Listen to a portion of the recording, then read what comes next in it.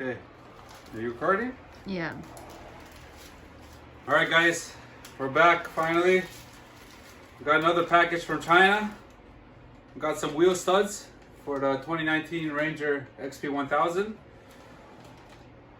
Inside the package, it comes with it's a 500 count bag with a bit adapter for your drill. That's what comes in the package. The studs themselves are 12 mil in length, so you could screw those right into your tires and you're not gonna cause a flat tire or anything like that. It works, don't worry, it works and stuff. All right, guys, we're gonna start putting all this together, and that's it. So before you do anything, lift the side-by-side up, chuck the front tires if you're doing the rears. If you're doing the fronts, chuck the rears. Take a little bit of studs in your hand. Put them in your bit like that. And you got your stud like that.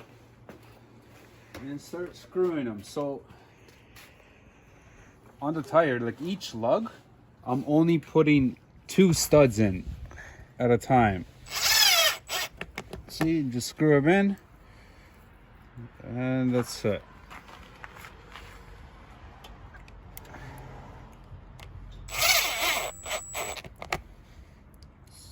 So that's how I'm doing it. 2 studs per lug, and just go through the whole tire like that. So we already did the other 3. So it's like we counted like around 120 studs per a tire. So that's why you need 2 packages of these studs. So it's gonna help with icy conditions, because I do a lot of ice fishing. So this is gonna help. But if you drive on the street with these tires, you're gonna kill the studs so quick. So it's recommended just to off-road use only, like mud or ice. Really helps if you're plowing your driveway. You have a lot of snow, so the studs will help you. And we're gonna see how it goes. All right, guys, let me do this tire and I'll get back to you. All right, guys, we're done with the studs, putting it in the tires. This is what's left over from just doing one wheel.